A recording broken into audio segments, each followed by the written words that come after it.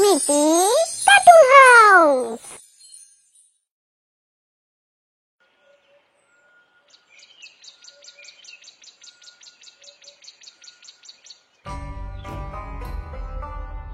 রামনগর গ্রামে বাস করত হরিহর চাষি। হরিহর ছিল একজন চাষি। তার বেশ খানিকটা জমি ছিল। সেই জমিতে চাষ করেই তার দিন চলতো। তার পরিবারে ছিল তার স্ত্রী উমা আর তার একমাত্র মেয়ে সুরূপা। সুরূপা ছিল খুব সুন্দরী, গায়ের রঙও ছিল দুধে আলতা, আর তা নিয়ে তার ছিল খুব অহংকার।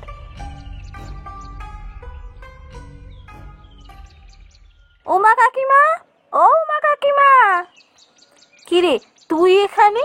মাকে কি দরকার? কাকিমা আমাকে ডেকেছিলেন, তাই তো এসেছি। মা নাইতে গেছে, দেরি হবে আসতে। কেন, মা হঠাৎ তোকে ডেকেছিল কেন? তা তো জানি না কেন ডেকেছিলেন। যাই হোক, হ্যাঁ রে, তুই তো আর যাসই না আমাদের বাড়িতে। একদিন চ না রে, জমিয়ে আড্ডা দেবো দুজনে। কখন যাব বল? সূর্য ডোবার পর মা তো বাড়ি থেকে বেরোতেই দেয় না। আরে সূর্য ডোবার আগে যাবি, সূর্য ডোবার পর যেতে তোকে কে বলেছে? সারাটা দিন পড়ে আছে, তো তুই গিয়ে ওই সন্ধেবেলায় যাবি কেন? তুই কি পাগল হয়েছিস? এই রোদে আমি বাড়ি থেকে বেরোবো? তাহলে তো আমি কালো হয়ে যাব। এই যে তোর সাথে দাঁড়িয়ে দাঁড়িয়ে কথা বলছি ঘর থেকে বাইরে এসে, এতেও তো আমি কালো হয়ে যাব। তুই যা তো, যা, এখন যা, আমি ঠিক সময় যাব।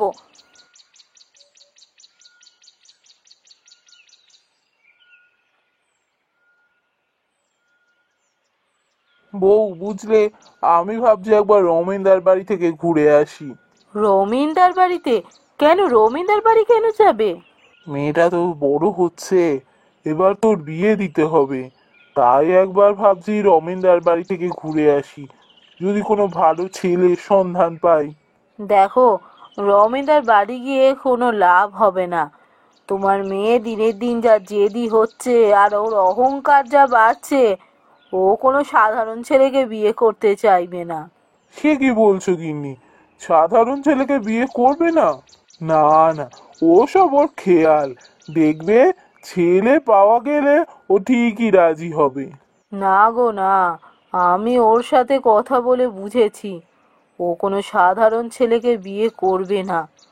ওর মত ও যা সুন্দরী, ওরকম সুন্দরী মেয়ে কোনো রাজ্যের রানী বা জমিদার বাড়ির বউ হওয়ারই যোগ্য।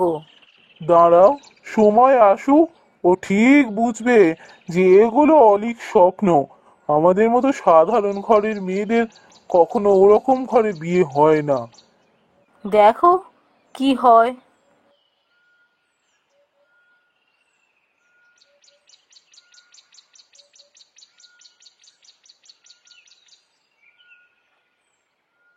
এ কি রমেনদা যে, আমি তো আপনার কাছে যাচ্ছিলাম।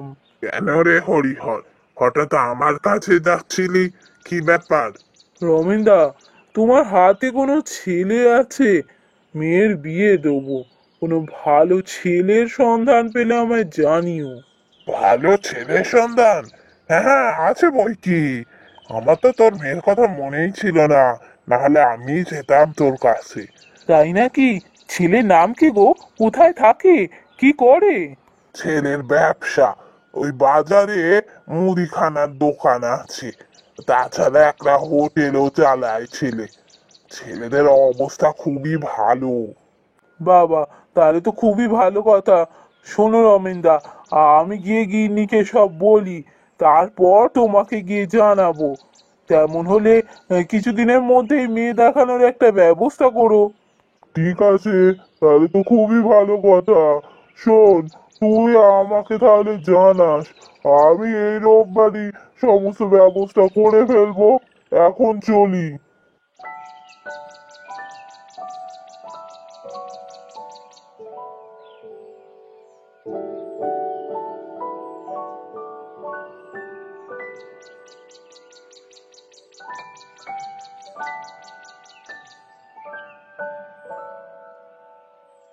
কি গো, তুমি এত তাড়াতাড়ি বাড়ি ফিরে এলে যে?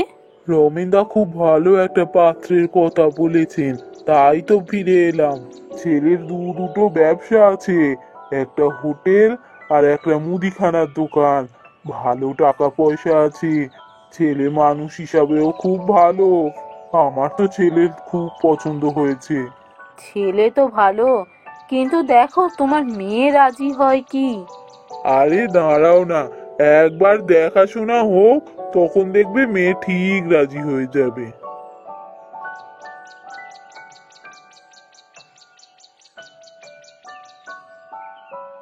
না বাবা, আমি কোনো জাতা ছেলেকে বিয়ে করব না। চাতা ছেলে নয় রে, খুব ভালো ছেলে। রমেনদা বলল ছেলেটা সত্যিই খুব ভালো, তুই আর না করিস না। না, আমি কোনো সাধারণ ছেলেকে বিয়ে করব না। আমি কোনো জমিদারের ছেলে বা রাজার ছেলেকেই বিয়ে করব। এরম অলিক স্বপ্ন দেখা বন্ধ কর। আমরা সাধারণ মানুষ, ওরা রাজা জমিদার। আমাদের মতো সাধারণ ঘরে মেয়েদের কখনো ঘরে বউ করে না। না না না, আমি এই বিয়ে করব না। আমি করলে কোনো রাজা বা জমিদার ঘরের ছেলেকেই বিয়ে করব। আমি এখন আসছি।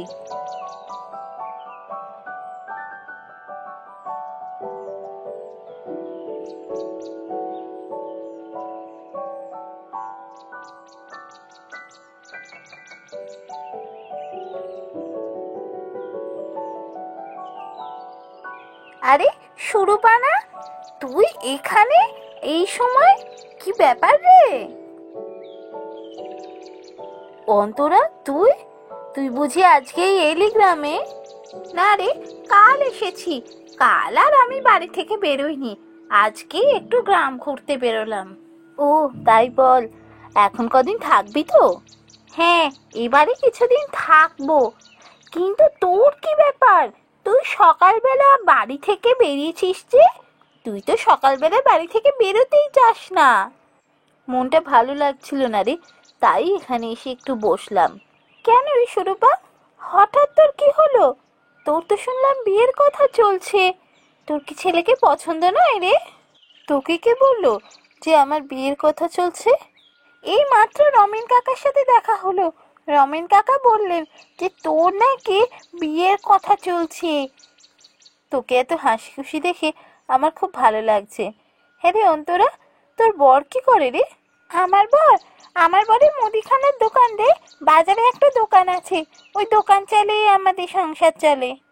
হ্যাঁ রে, তোর তো নিশ্চয় অনেক চাহিদা পূরণ হয় না, তাই না? তোর এতে কষ্ট হয় না? আরে কে বলেছে চাহিদা পূরণ হয় না? আমার সব চাহিদা আমার বর পূরণ করে। আরে বাবা, আমি তো সাধারণ ঘরের মেয়ে, আমার এমন আর কি চাহিদা হবে যে আমার বর সেটা পূরণ করতে পারবে না? তোকে তো নিশ্চয়ই বাড়িতে অনেক কাজ করতে হয়, তাতেও তো কষ্ট হয় নিশ্চয়ই। না রে, আমরা তো তিনটে মাত্র মানুষ বাড়িতে। তিনটে মানুষের এমন কি কাজ হয় বলতো? আর আমার শাশুড়ি মা আর আমি একসাথে কাজ করি। আমরা ভাগাভাগি করে কাজ করি, আমাদের কোনো কষ্টই হয় না। শোন সুরূপা, বিয়ের আগে কখনো দেখবি না যে ছেলের কত টাকা পয়সা আছে। আগে দেখবি ছেলে মানুষ কেমন, ছেলের পরিবার কেমন। যদি ছেলে ভালো হয় না, তোকে সুখী রাখার জন্য সে নিজেই পরিশ্রম করে টাকা রোজগার করে আনবে। তুই ঠিকই বলেছিস রে, আমি এতদিন খুব ভুল ভাবতাম, তুই আমার চোখ খুলে দিলি। আমি জানি তুই কোনো জমিদার বা রাজার ছেলেকে বিয়ে করতে চাস, কিন্তু তুই নিজেই ভেবে দেখ, আমাদের মতো সাধারণ ঘরের মেয়েরা কি ওরকম রাজা বা জমিদার ঘরে গিয়ে কি সুখে থাকতে পারবে? কখনো না। সব সময় মনে রাখিস, সমানে সমানে বিয়ে হওয়াই সব থেকে ভালো। তুই ঠিক বলেছিস, আমি বাড়ি গিয়ে মা বাবাকে বলে দিই, আমার আর কোনো আপত্তি নেই।